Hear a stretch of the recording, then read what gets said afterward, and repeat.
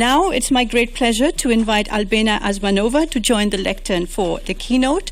Ms. Asmanova is Professor of Political and Social Science at City St. George's University of London. She is author of the book Capitalism on Edge, and her work on economic insecurity, the rise of populism, and the erosion of the rule of law has received numerous international awards. Welcome, Albena. Thank you. It is a joy and an honor to be here. I will step. I'm too short to be behind this barrier. I was invited to share my thoughts on the current situation, thoughts on what civil society can do about it, and here is what I have to say. Europe is rich. We have solid democratic institutions. We have a vibrant civil society. We have cutting-edge science. Our scientists know how to turn CO2 into rock and clean up space from debris. In fact, we have never had it so good. A future of prosperity, justice, and a thriving environment is within reach, not only for Europe, but for the world, because we have the knowledge and the money to eradicate abject poverty, extreme poverty globally. Yet, also at their height we have plenty of poverty, inequality, insecurity, polarization, rule of law violations. And this is not true only for the former dictatorships of Eastern Europe. It is true also for the mature, so-called mature democracies of Europe, such as France and the Netherlands and the UK. On a more personal note, I grew up under the dictatorships in my native Bulgaria. And in my 20s, I was part of the dissident movement. We fought for political liberties. I cannot believe I have to do this again. Now, at the time, we were not so afraid because we thought, well, if something goes wrong, we can always escape to the free West. Well, there is nowhere to run. We have to fix this. And we can start fixing it by understanding why is it that our societies are at the height of their technological and economic and political development. But it feels like we all are we're living the last decade of liberal democracy. Why do we feel that we're on the brink of a civil war? So, in my last book, Capitalism on Edge, I show that ultimately at the root of this perilous situation is the ever-increasing economic insecurity. Now, inequality we have heard a lot about, but insecurity is the invisible disease that is driving us as individuals and as societies crazy. What I call an epidemic of precarity. Our livelihoods, our jobs, our careers, our pensions and investments, all the ways in which we secure the necessities of our life have become deeply insecure. This is true for the poor and the rich, the young and the old, the highly skilled and the not so skilled. It is true even for those on stable jobs, because the work pressures are so high that people increasingly suffer from mental health issues. We have heard about deaths of desperation. At the same time, many, especially the young, are having a hard time getting even their first job. So this is all about economic insecurity that has very grave political consequences, which I will address shortly. Importantly, precarity is generated through specific policies. We all know the neoliberal package of open markets and free capitalism, this combination, the neoliberal push for unconstrained competition for profit. For the sake of competitiveness, and mind you, competitiveness has become the key word in policy nowadays. For the sake of competitiveness in the global market, our governments have been slashing job security and public spending on essential things like healthcare. In the name of competitiveness, now the European Union is mutilating its most progressive policies, like the European Green Deal and the AI Liability Directive. Now let me tell you about one very special political technique, instrument, or trick for creating precarity. And this is making individuals responsible for things that they actually cannot deliver. Indeed, our governments are increasingly offloading their responsibilities on us, often in the name of democracy. We are all expected to manage our own well-being, our health, education and skills, find a job, keep the job, perform on the job, irrespectively of structural inequalities and specific social conditions. At EU level, the European Commission is asking governments to do more for social policy. Hey, this is great. But at the same time, it is asking governments to cut funds for social policy.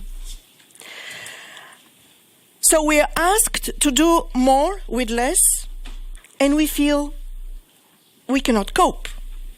Because while our responsibilities increase, our resources, be it time, skills, or money to cope, are not there.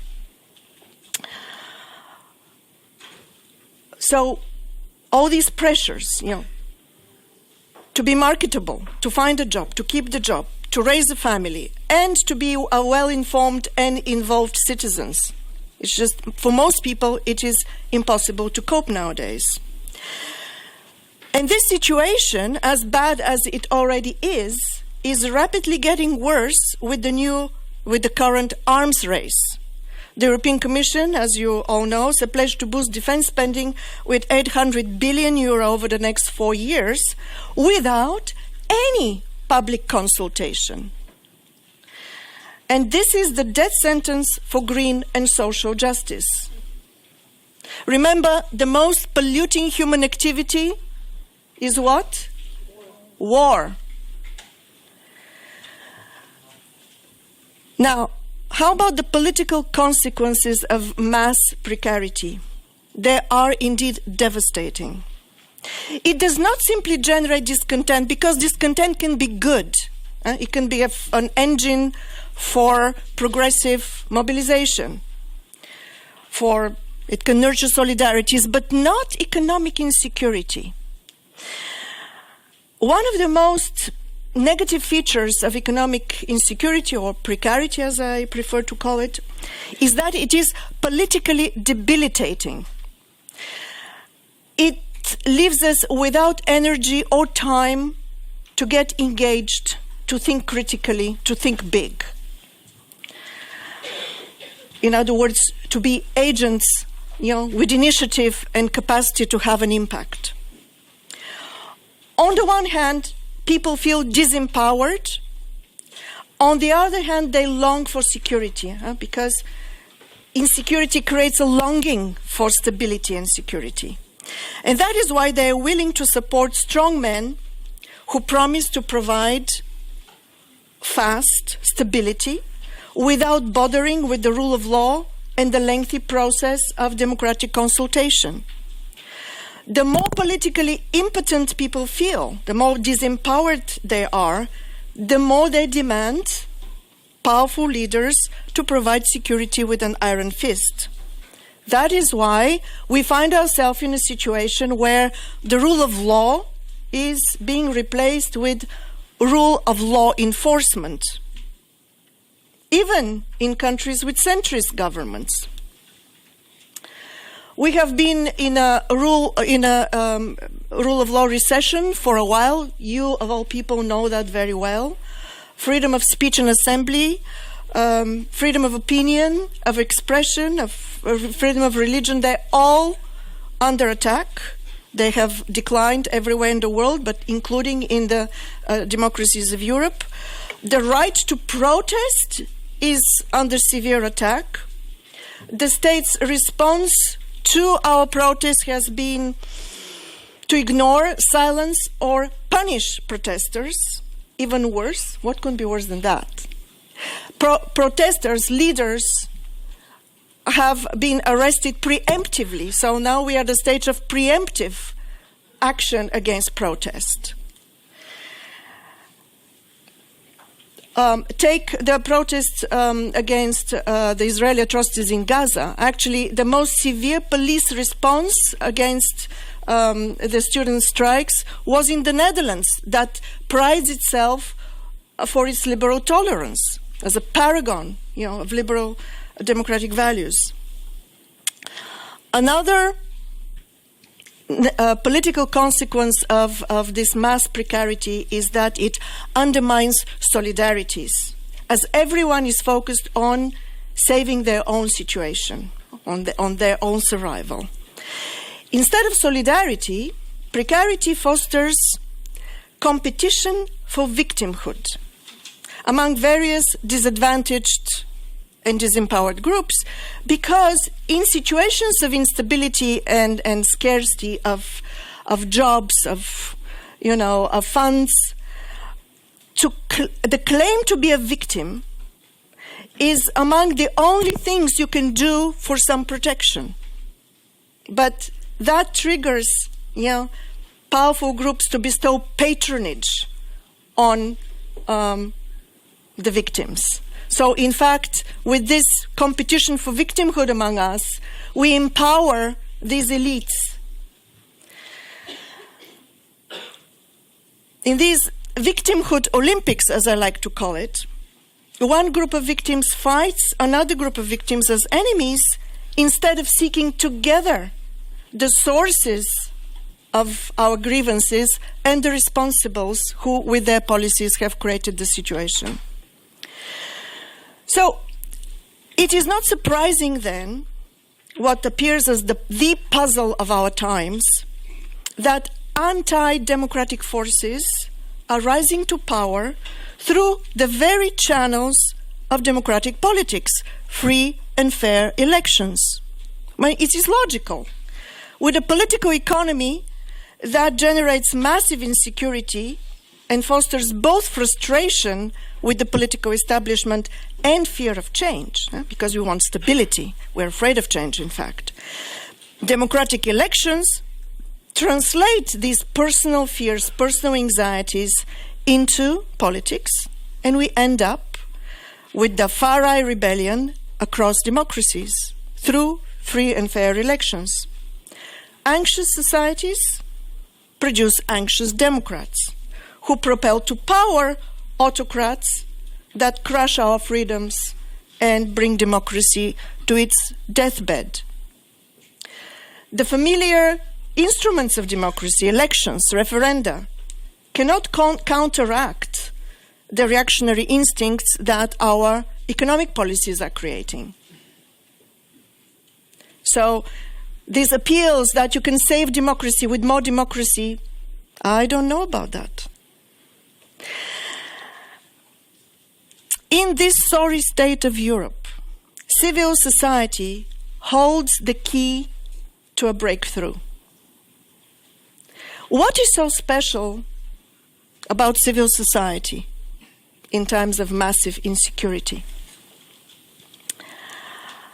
Now, civil society, as I have studied it at least, holds the antidote to the most toxic features of massive precarity.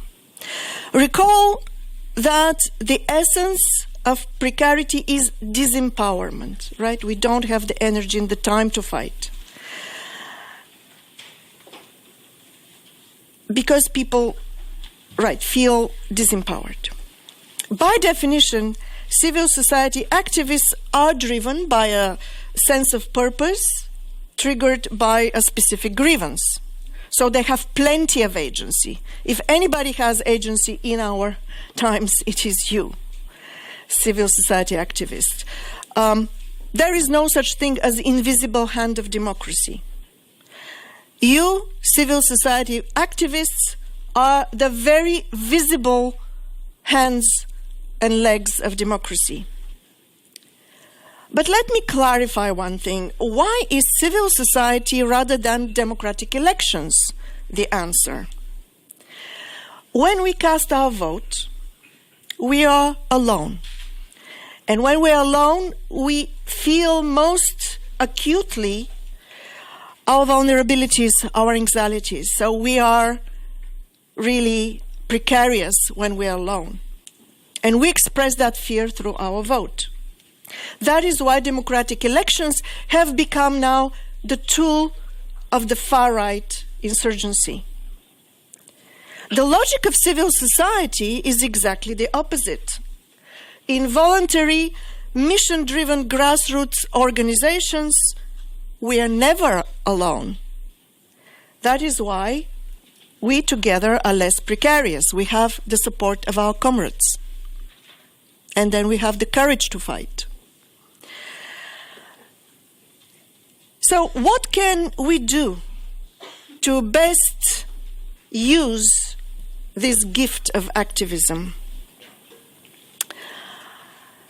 First, let us make sure that we are not trapped in what I called victimhood Olympics. Competition among groups for who is more deserving of support. Now, many democratic actors are now competing who has better democratic credentials.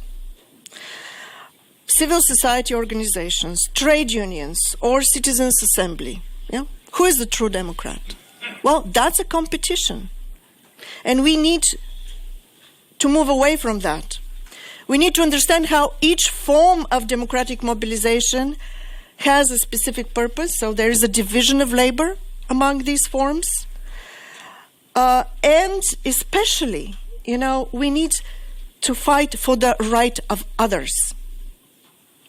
That is probably how we were reminded of how powerful the fight for the right of others is during the Gaza mobilizations on campus. These young people, they really risk their futures for the right of others. Only in this way we can direct our attention, not away from the competition for victimhood and into the roots of the problems and onto the responsibilities for the situation, the political responsibility. So that's my first point. I have 5. Second, we need to demand from our governments and the European Union to enhance protections for freedom of speech and assembly, and especially for the right to protest. Liberal societies begin and end with the right to protest. Third, we must be cautious about accepting responsibilities without having the resources to fulfill them. So for any goals you set for yourself, demand the means, the time, the money, the skills. Because responsibility without resources is in fact disempowering. So the European Commission's pledge in its new work program to introduce a civil society strategy is something to be celebrated. It's an important win. However, unless you are given also the funds, the necessary financial means, you will be outpowered anytime by the big businesses, big business lobbies who have plenty of funds to influence policy. So, responsibility and resources, very important to align.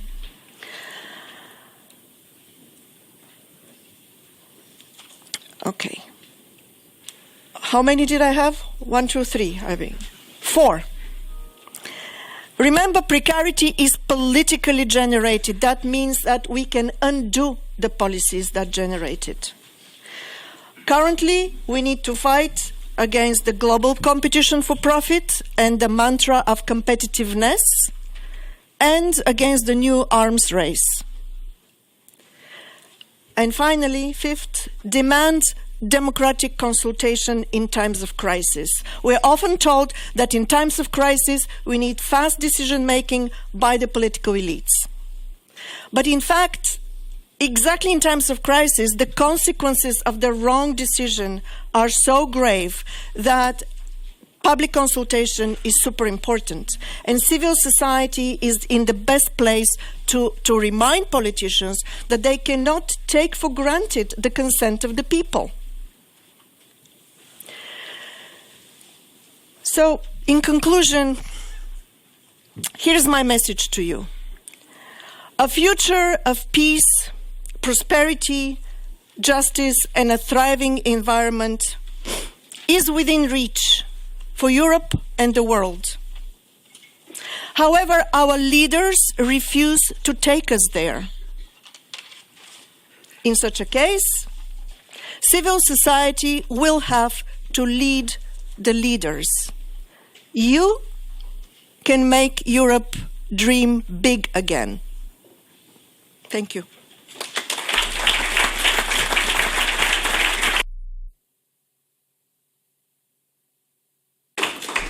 Albena, thank you so much for such a thought-provoking and I have to say thoughtful speech. So many ideas there, so many new concepts, so many recommendations that I think all of us will really benefit from. You've talked about You said the question was, can democracies dream big again? And you said, yes, but it depends on a number of things. And of course, solidarity. And also you said you need funding to do that. But I love the way you ended your speech. Civil society needs to lead our leaders. So once again, thank you very much indeed for setting us on track.